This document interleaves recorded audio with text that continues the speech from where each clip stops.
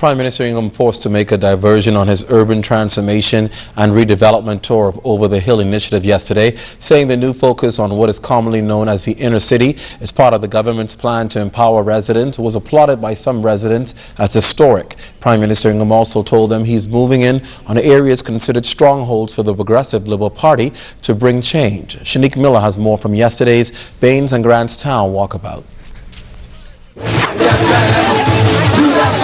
Prime Minister Ingraham delivering on a promise he made last week, assessing over-the-hill communities to bring about urban transformation. For more than 2 hours Wednesday, he did just that. Now, what was supposed to be the first stop, Hospital Lane, was averted after police deemed it too hostile. Gold rush, and who don't like it? Ted Perry. Ted Perry, better jobs, we need better jobs. PLP supporters lined both sides of the street with placards in tow, waiting for the Prime Minister's arrival, with Bains and Grants Town MP Dr. Bernard Nottage leading a group of his colleagues.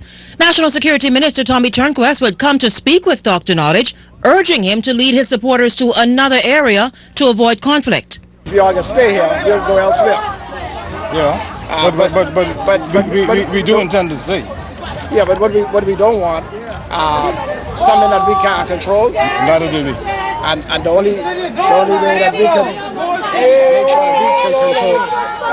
The only way we can make sure that we control it is that we don't have our supporters clashing. We ain't come for no clash. However, the Prime Minister's motorcade, which included party candidate John Bostwick and F&M supporters on flatbed trucks, cars, buses, and many on foot, continued throughout the constituency. At times, the Prime Minister too got out and walked, even stopping to talk to residents, assessing the needs of the community. Now, once at Hay Street, Mr. Ingraham stopped at the basketball court and spoke with residents. I grew up in Cooperstown, Abaco. I came to Nassau every summer to live with my mother and my stepfather, who lived on Market Street in rented accommodation opposite Feely Demara's place. When I eventually came to Nassau to live, my mother lived in Quintine Alley off Wolf Road in a rented accommodation. We moved when I got 18 or 19 years of age. That's when I first started to live in a place with indoor plumbing, when I was 18 or 19 years of age. I've had an interest in the poor of this country and the downtrodden, and that's why you found that in office we've done so many different things. When I came to office, ordinary janitresses in the school system were being paid $90 a week by the PLP. Nowadays, $210 a week minimum. Yes. There was no minimum wage in the Bahamas. The PLP never considered putting a minimum wage in effect. The F&M did that. Then residents candidly put their own questions and concerns to the Prime Minister. Neighborhood was run by the PLP for the past 30-something years. I was one of Christie generals along with Scoochie on the side there.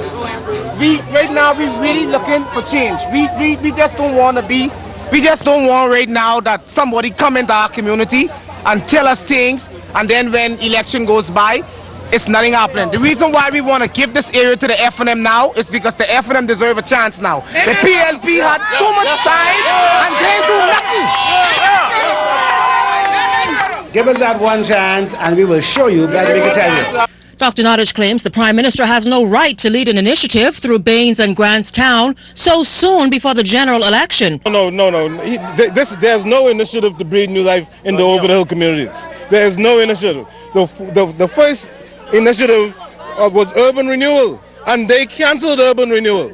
So they have no intention of rehabilitating this area. That's my intention. That's what I am going to do when I get elected on May the 7th. That's going to be my first priority. Because they're telling people around here that I did nothing. But I can't do anything because I didn't get any help from the government. To which Mr. Ingraham responded. I assume that if they were interested in the area, they would come without me. They were represented. They'd come and hold meetings at the park. They'd talk to people.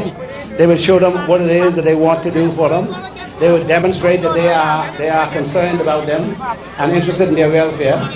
They won't wait for me to come down to try to stop you from coming or to interfere with my coming. What happened with those PLPs, they do not speak for the entire community. Decent people in this community are hurting and we need help. And as a matter of fact, Mr. Ingraham rode over the hill, according to him, during the budget debate with Mr. Christie to cut the boundary.